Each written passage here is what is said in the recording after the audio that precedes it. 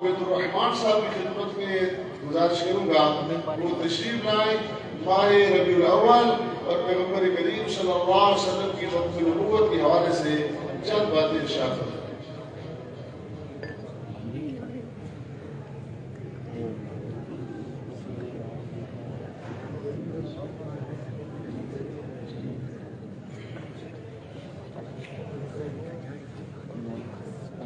حامدا للہ تعالی اولا و ثانیا ولعنان الثناء الیہ ثانیا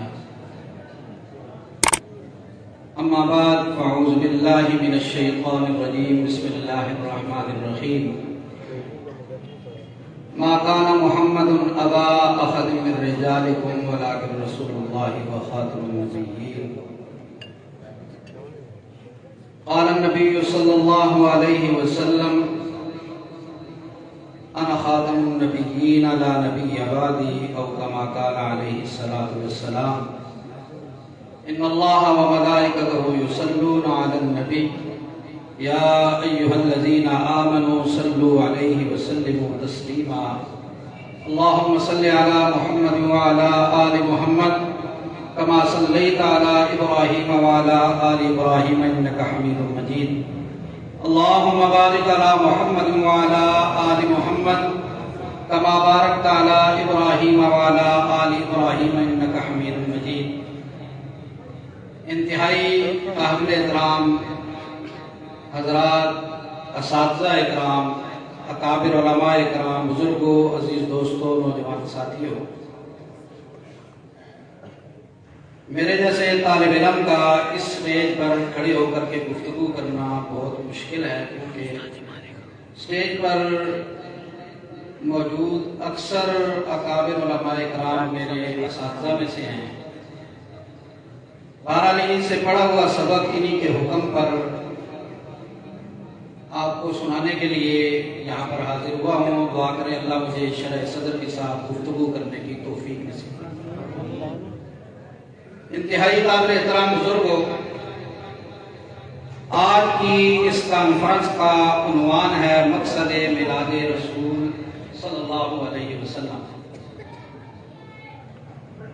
اور آپ کی یاد دہانی کے لیے یہ عنوان ہمارے استاد شیخ الحدیث حضرت مولانا عبدالسلام صاحب رحمہ اللہ تعالی نے رکھا تھا، اور الحمدللہ اسی عنوان کو لے کر کے ہمارے اساتذہ شیخ الحدیث حضرت مولانا عبدالخالق صاحب، شیخ الحدیث حضرت مولانا قاری چند محمد صاحب اور ان کی نگرانی میں ہم جتنے بھی ہیں، سب نے اس عنوان کو اپنایا ہوا ہے اور الحمدللہ اس عنوان پر کام بھی کر رہے ہیں۔ اصل میلاد نہیں ہے، اصل میں مقصد میلاد ہے۔ اور مقصد میلاد کیا ہے؟ جس کو میرے آقا حضرت مدنی نبی پاک صلی اللہ علیہ وسلم نے فرات کی چوٹیوں پر کھڑے ہو کر کے بیان کیا تھا کہ لوگوں، قولوا لا الہ الا اللہ تفلحون، کلمہ توحید، کلمہ حق کہہ لو۔ یہی حقیقت میں مقصد میلاد ہے۔ میرے پاک پیغمبر صلی اللہ علیہ وسلم کے دنیا میں آنے کا مقصد ہے، نبی پاک صلی اللہ علیہ وسلم دنیا میں تشریف جب تک نہیں لائے تھے، مکہ کی سرزمین اور اس کے ارد گرد اندھیرا تھا، جہالت تھی، شرک تھا، بدعات تھی، رسومات تھی، گمراہی تھی، حتیٰ کہ بیت اللہ کے اندر 360 بت رکھے ہوئے تھے اور لوگ ان کی عبادت کرتے تھے۔ ایسے حالات میں اللہ نے اپنے پیارے محبوب حضرت محمد الرسول اللہ صلی اللہ علیہ وسلم کو بھیجا، اور نبی پاک صلی اللہ علیہ وسلم تشریف لائے، اور نبی پاک صلی اللہ علیہ وسلم نے دنیا میں آ کر کے رہنے والے انسانوں کو ایک مشن اور موقف دیا، اور وہ مشن اور موقف کیا تھا کہ اب اس کائنات میں اگر عبادت ہوگی تو صرف کس کی ہوگی؟ بولو بولو، کس کی ہوگی؟ اب اس کائنات میں اگر سجدہ ہوگا تو کس کا ہوگا؟ اب اس کائنات میں اگر رکوع ہوگا تو کس کے لیے ہوگا؟ اب اس کائنات میں نظر و نیاز ہوگی تو کس کے نام کی دی جائے گی؟ اب اس کائنات میں اولاد صرف اللہ سے مانگی جائے گی، اس کے علاوہ کسی کو اپنا معبود، اپنا مشکل کشا، اپنے نفع نقصان کا مالک نہیں سمجھا جائے گا۔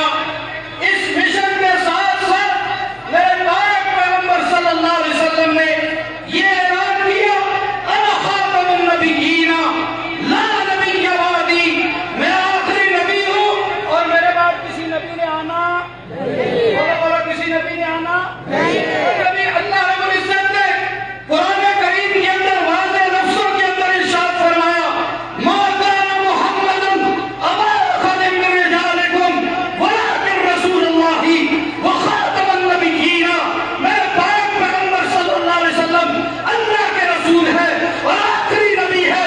پیغمبر کے بعد اب کائنات میں قیامت کی صبح تک کوئی نبی آ سکتا اور اگر کوئی آ کر کے جھوٹا نبوت کا دعویٰ کرے تو کلمہ کو مسلمان اس کی نبوت کو ماننے کے لیے تیار ہے۔ یہ اتنا عام مسئلہ ہے نبی پاک صلی اللہ علیہ وسلم کی ختم نبوت کا اپنے اساتذہ کی موجودگی میں پوری ذمہ داری کے ساتھ کہنا چاہتا ہوں، پیغمبر نے اپنی زندگی کے اندر 27 غزوات میں حصہ لیا ہے، صحابہ نے کئی جنگوں کے اندر حصہ لیا ہے، کسی جنگ کے اندر اتنی کثیر تعداد کے اندر مسلمان شہید نہیں ہوئے ہیں جتنی کثیر تعداد میں مسلمہ کذاب کے خلاف لڑی جانے والی جنگ میں صحابہ اور عام مسلمان شہید ہوئے ہیں، اور اتنے کثیر تعداد کے اندر شہادت نے ہمیں یہ سبق ساتھ سکھایا ہے کہ ختم نبوت کا مسئلہ اتنا عام ہے، اس کے لیے کتنی بھی قربانی لگے ہم لگائیں گے، لیکن ختم نبوت کے عقیدے سے پیچھے اس عقیدے سے ہم کسی صورت پیچھے مسلمہ کذاب نے نبوت کا دعویٰ کیا، اس کو صحابہ نے جہنم واصل کیا۔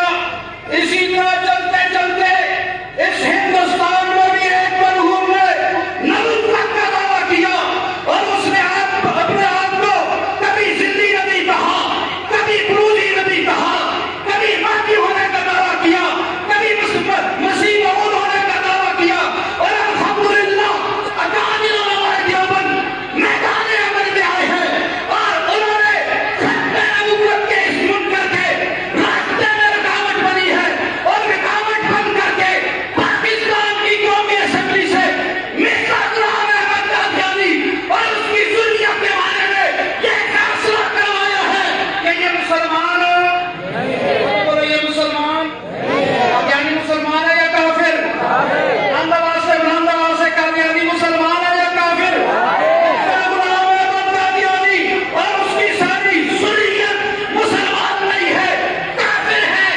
لیکن ایک بات یاد رکھو، ہمارے سادہ لوگ مسلمانوں کو دھوکہ دینے کے لیے یہ آپ کے سامنے جب بات کریں گے تو کہیں گے دیکھو ہم یہی کلمہ پڑھتے ہیں، ہم مرزائیوں سے بات کرو تو کہیں گے ہم کلمہ تو یہی پڑھتے ہیں، لا الہ الا اللہ محمد لیکن یاد رکھو ان کی ایک کتاب نہیں، میں کئی کتابوں کے حوالے دے سکتا ہوں جس نے اس کے حمیش کا یہ لکھا ہے، اس کے ماننے والے خرافات نے یہ لکھا ہے کہ لا محمد الرسول اللہ سے مراد ہم محمد الرسول اللہ نہیں لیتے بلکہ مرزا غلام احمد قادیانی لیتے۔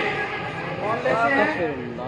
مرزا غلام احمد جو ہم پڑھتے نا لا الہ الا اللہ محمد الرسول اللہ، اس محمد الرسول اللہ سے مراد ہو نبی پاک صلی اللہ علیہ وسلم مراد نہیں لیتے بلکہ مرزا غلام احمد قادیانی مراد لیتے ہیں۔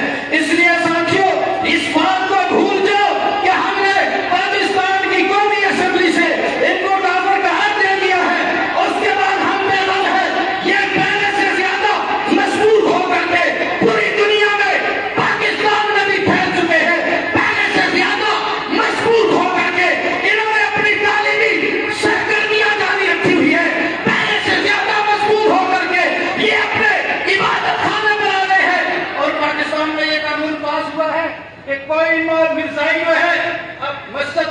اپنے عبادت خانے کا محراب نہیں بنا سکتا. یہ قانون پاس ہوا ہے اپنے عبادت خانے کا مینار نہیں بنا سکتا، لیکن یہاں غربت عوام نے ایسے عبادت خانے انہوں نے بنا لیے ہیں جن کے محراب بھی رکھے ہیں، جن کے کسی طریقے سے مینار بھی رکھے ہیں. لہذا ساتھیوں وہ اپنا کام کر رہے ہیں، سادہ دو مسلمانوں کو پچھڑا کر کے پیغمبر کی ختم نبوت سے ہٹانے کی کوشش کر رہے ہیں. اور سن لو، ہم پیغمبر صلی اللہ علیہ وسلم کو آخری نبی مانتے ہیں. پیغمبر کی ختم نبوت پر کروڑوں دلیلیں موجود ہیں، لیکن ہم اپنے نبی کو آخری نبی بغیر دلیل کے بھی مانتے ہیں. بغیر کس کے مانتے ہیں؟ علماء نے لکھا ہے کہ کوئی شخص نبوت کا دعویٰ کرے اور کوئی دوسرا اٹھ کر کے اس سے دعوے کی دلیل مانگے کہ تیرے پاس آخری نبی ہونے کی دلیل کیا ہے، تو علماء نے لکھا ہے وہ دلیل مانگنے والا بھی مسلمان نہیں رہتا، کافر ہو جاتا ہے. وجہ کیا ہے؟ وجہ یہ ہے کہ اس نے جب دلیل مانگی ہے تو دلیل تو وہ مانگتا ہے جس کو محمد رسول اللہ صلی اللہ علیہ وسلم کی ختم نبوت پر شک ہو، اور نبی کی ختم نبوت پر شک کرنے والا بھی مسلمان نہیں ہوتا بلکہ کیا ہوتا ہے؟ کیا ہوتا ہے؟ لہذا میدان عمل میں اتر کر کے ان قادیانیوں کا تحقق کرانا یا نہیں کرو گے؟ مرزا غلام احمد قادیانی اور اس کی ذریت کا تحقق کرنا تو مسلمان پر لازمی اور ضروری ہے. ضروری نہیں ہے کہ اس کے لیے کوئی خطیب ہو، ضروری نہیں ہے اس کے لیے کوئی عالم ہو. ہر کلمہ کو مسلمان میدان عمل میں اترے، قادیانیوں کا تحقق کرے، اور یہ ہماری ڈیوٹی ہے. یہ کیا ہے ہماری؟ ہر کام میں ناموس صحابہ کا مسئلہ ہوگا، میدان میں آؤ گے یا نہیں آؤ گے؟ انشاءاللہ. تو عید پر جب مشرک آ کر کے زد لگانے کی کوشش کرے گا، میدان میں آؤ گے یا نہیں آؤ گے؟ اسی طریقے سے سیاست کے میدان میں بھی تمہیں علماء کے پیچھے چلنا پڑے گا. آپ کو کچھ سیکھ لو. اگر دنیا دار سیاست کے میدان میں علماء کے پیچھے چل رہے ہیں تو پھر ہمیں چلنا چاہیے یا نہیں چلنا چاہیے؟ بولو چلنا چاہیے یا نہیں چلنا چاہیے؟ آخر کے اندر میری یہ دعا ہے اللہ رب العزت ہمارے ان پروگراموں کو مزید ترقی نصیب فرمائے، اور مزید ان کی رونقیں اور بہاریں ہمارے اساتذہ کے ساتھ ہیں. اللہ رب العزت ہمارے اساتذہ کے علم و عمل میں برکت جو ہے وہ نصیب فرمائے. آخر کے اندر کچھ نعرے میں لگواؤں گا ایمانی جذبات کو ابھارنے کے لیے. آپ نے میرا ساتھ دینا کہ نہیں دینا؟ جب میں تاجدار ختم نبوت کا نعرہ لگاؤں تو آپ نے 2 دفعہ زندہ باد کرنا ہے. میری طرف توجہ کرو. کتنی دفعہ زندہ باد کرنا ہے؟ تو میرے نعروں کا آپ نے بھرپور طریقے سے جواب دینا ہے.